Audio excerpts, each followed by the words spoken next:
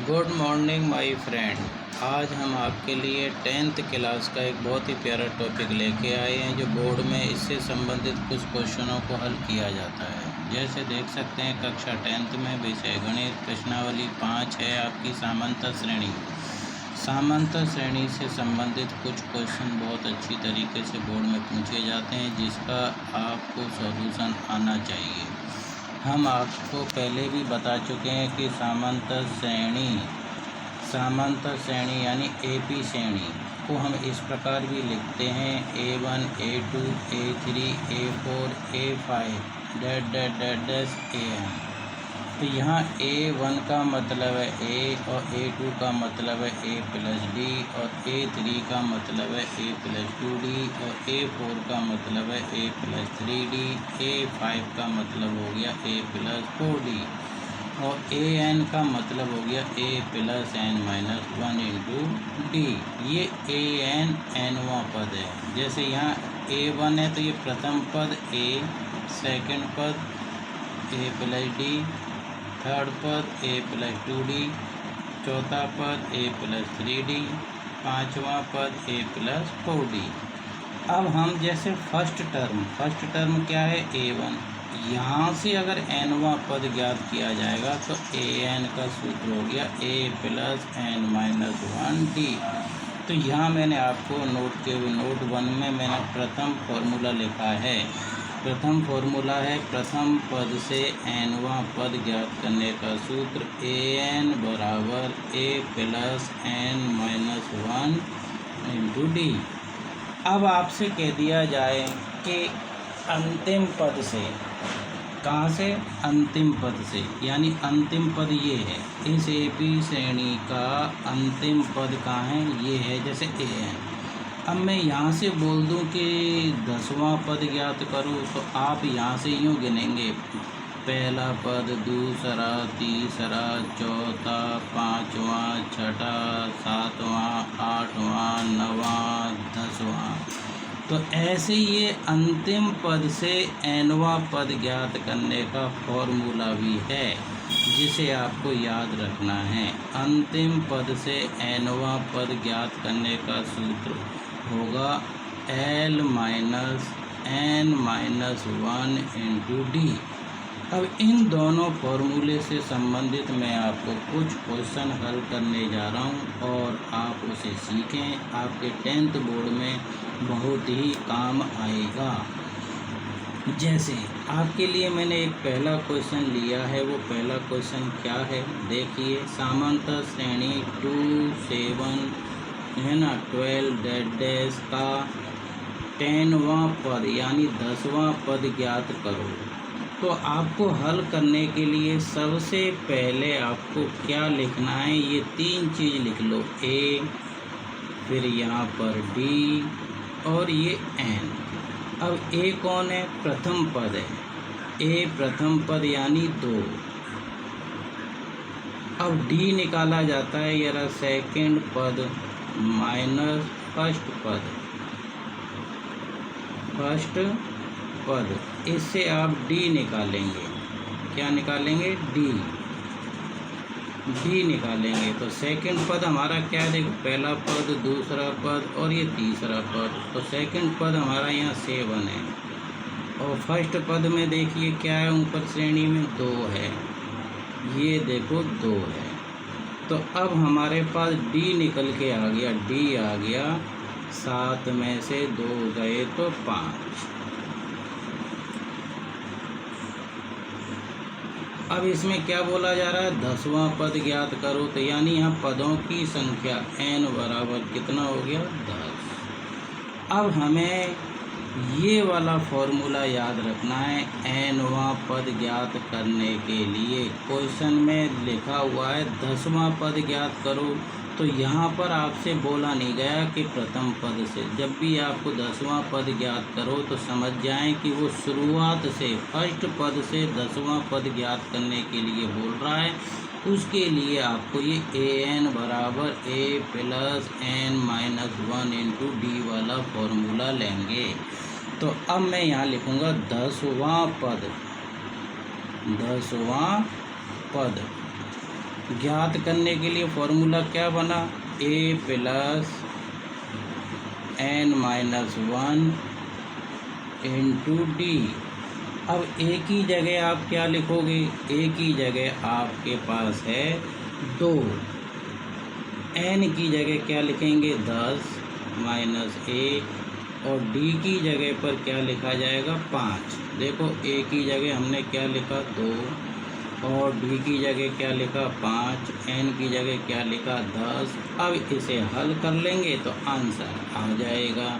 जैसे 2 प्लस 10 में से 1 घटाना आता है 9 और यहाँ कौन है ये 5, इन दोनों को आप मल्टीप्लाई कर दें। 2 प्लस और 9 को 5 से मल्टीप्लाई करेंगे तो 45, आंसर आ गया 47। ये आपका इस क्वेश्चन का क्या हुआ आंसर।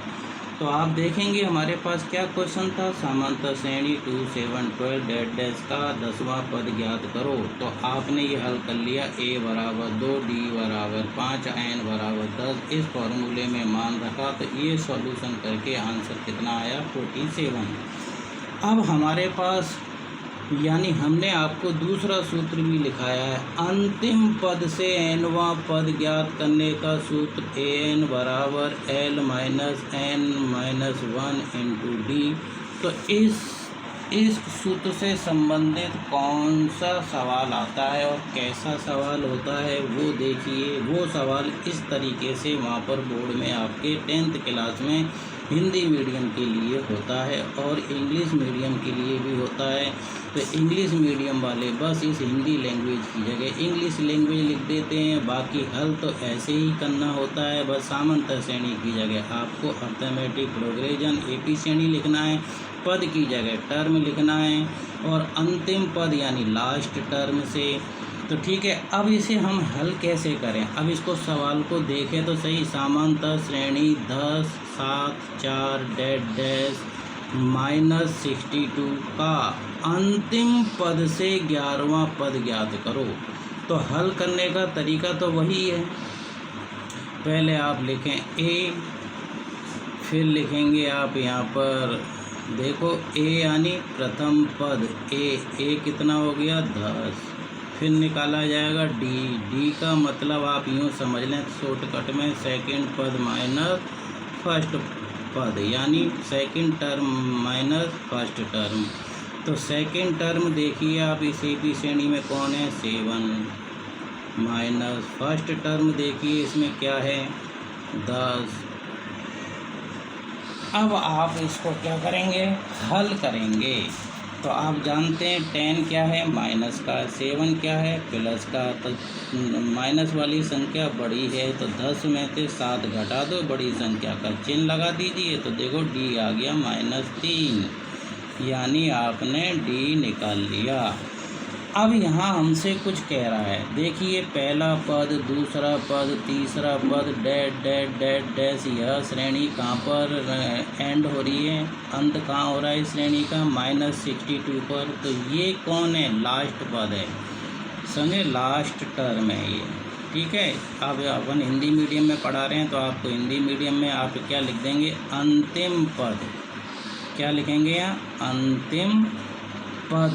अंतिम पद को L से लिखा जाता है, तो यानी L बराबर आपके पास है -62।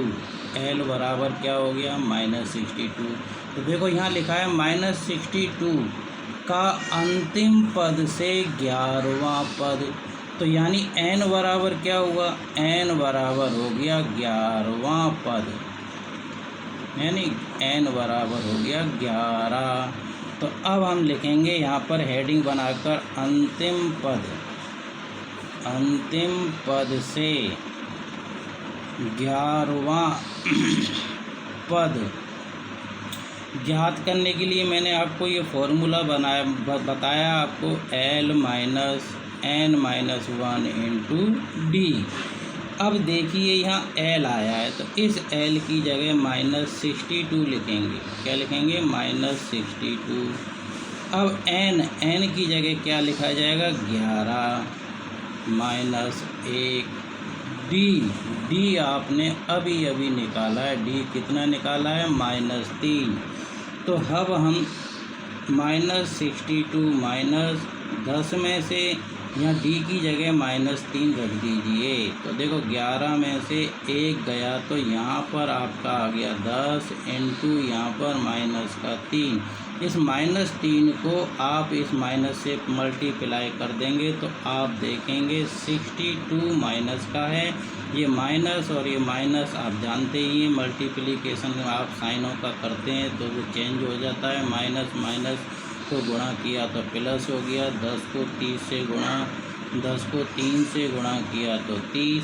अब देखो 62 माइनस का है और 30 काय का है यहाँ पर प्लस का। तो इसमें से ये घटाओगे तो घटाने से आप देखेंगे तो क्या आएगा 32। ये 32 जो आंसर आ रहा है वो कौन है? अंतिम पद से 11वां पद। क्या है ये? अंतिम पद से 11वां पद। ये है अंतिम पद से 11वां पद। अंतिम पद से 11वां पद, ये आंसर है। आज हमने आपको जो 2 क्वेश्चन समझाए वो क्या समझाए? कोई भी अगर आपको एपी श्रेणी दी हुई है और एपी श्रेणी में फर्स्ट टर्म से आपको एनवां पद ज्ञात करने के लिए बोला जाए तो ये वाला फॉर्मूला लगाएंगे, और अंतिम पद से एनवां पद ज्ञात करने के लिए बोला जाए तो ये वाला फॉर्मूला लगाएंगे। इस प्रकार आप अब 10th क्लास के सभी विद्यार्थी और सभी विद्यार्थियों को बोर्ड का एग्ज़ाम देना है तो बोर्ड में इससे संबंधित क्वेश्चन आपको ज़रूर मिलेंगे। आप अपनी बुक में ऐसे क्वेश्चन ढूंढिए और स्वयं हल करें। कोई भी क्वेश्चन दिक्कत आती है तो उसको हम आगे की वीडियो में आपको बताएंगे। और